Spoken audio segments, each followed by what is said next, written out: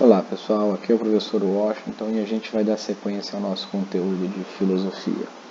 Agora nós vamos começar uma era antropológica da filosofia, ou seja, um período em que os filósofos começam a se debruçar sobre as questões humanas.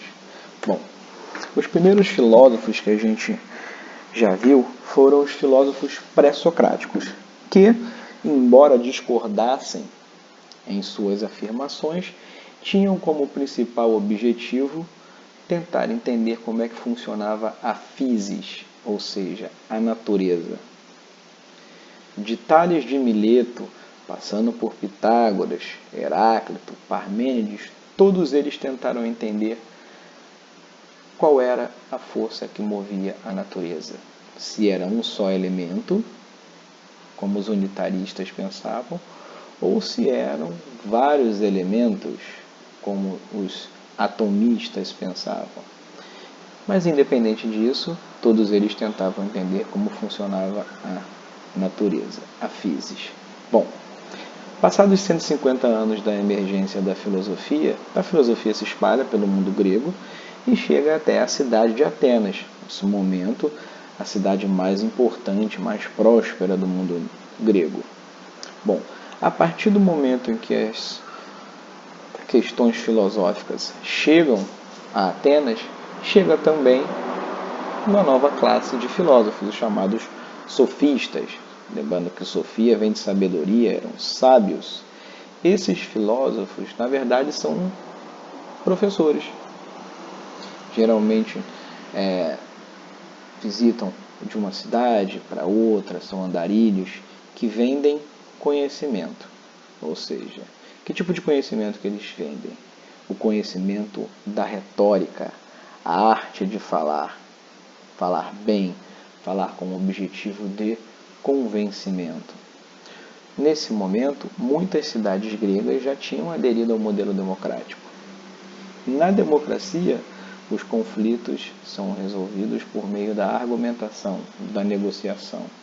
Ora, para que uma pessoa siga a ideia da outra, é importante que quem expõe as ideias faça isso de forma organizada e convincente.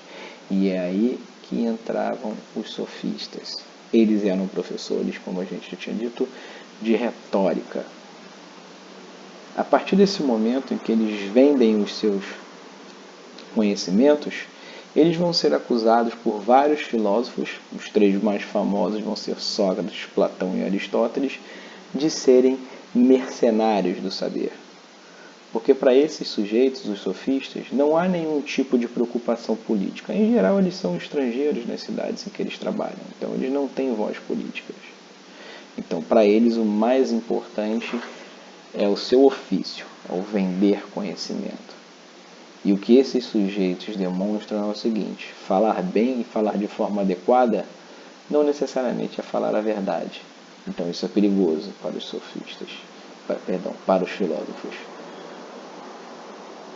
A mentira é um problema sério para a filosofia. Os filósofos são buscadores da verdade.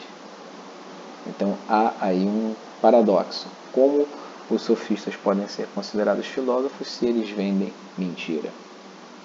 Para Sócrates, Platão e Aristóteles, eles não são filósofos.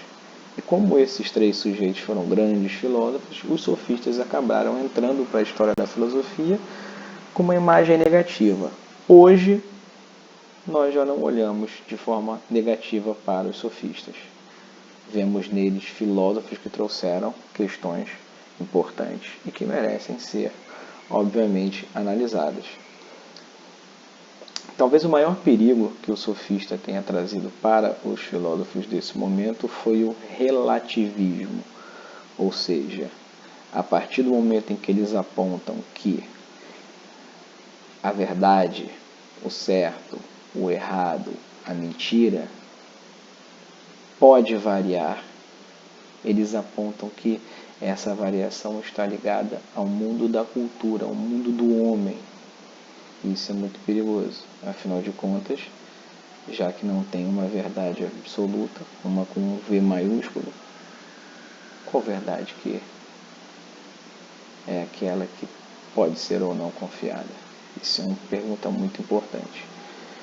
Bom, hoje a gente vai ver que esses sujeitos, então, além de serem grandes filósofos, também foram professores, que se preocupavam com a arte do ensinamento, do debate público, da argumentação. Então, hoje, os estudantes de retórica conhecem muito bem os sofistas.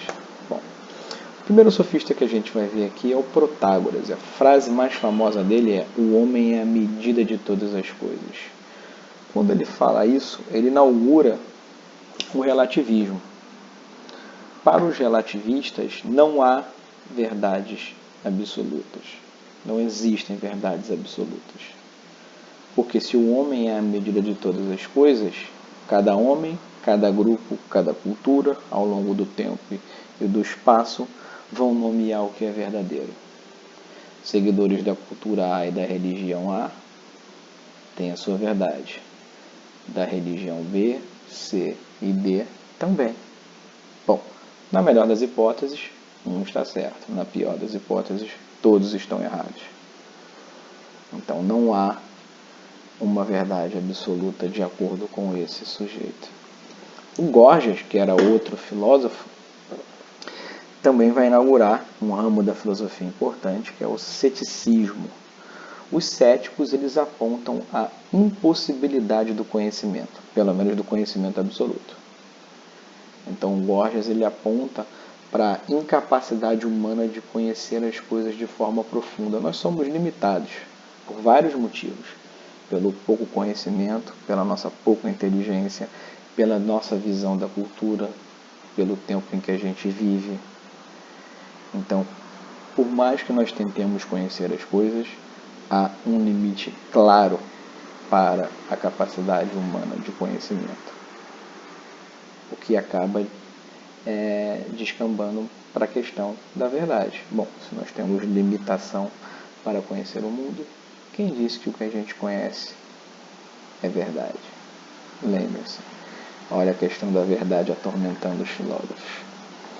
E é nesse contexto que surge o filósofo Sócrates, que a gente vai falar um pouquinho dele no próximo vídeo.